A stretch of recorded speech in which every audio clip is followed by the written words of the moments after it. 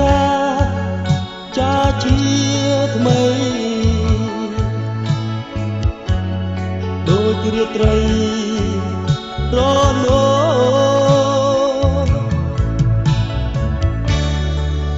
មានរាស្មីក៏មិនដូ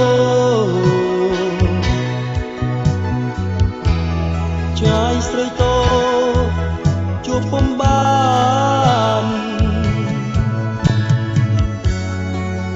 បើសំដី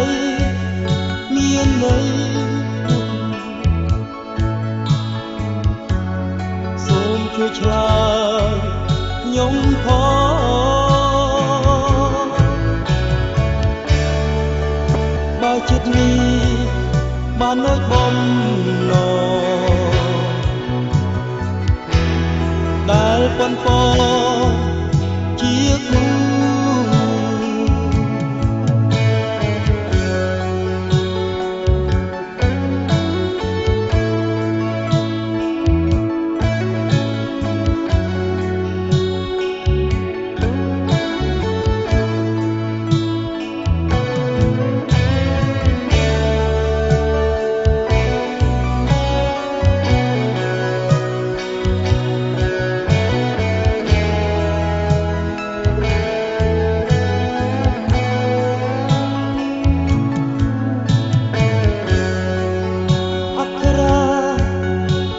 ជា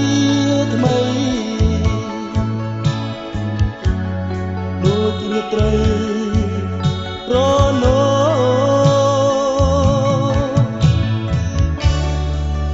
មានរាស្មីក៏មិនដូរកាលស្រីតោជួបនឹងបង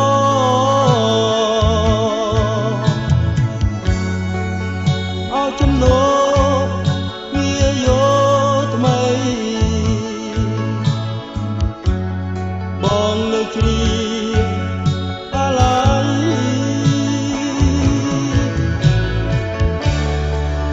អក្ខរាចាទៅស្រីក្នុងរាត្រីរនោ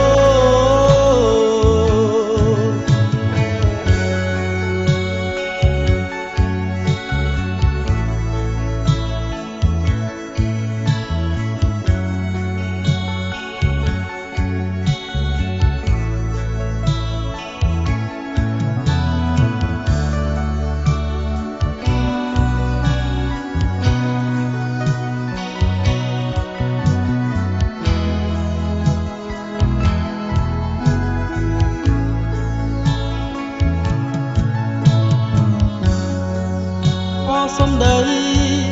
មានន័យពុះសូមជួយឆ្លើយខ្ញុំផងតើចិត្តនេះបានដូចបំណង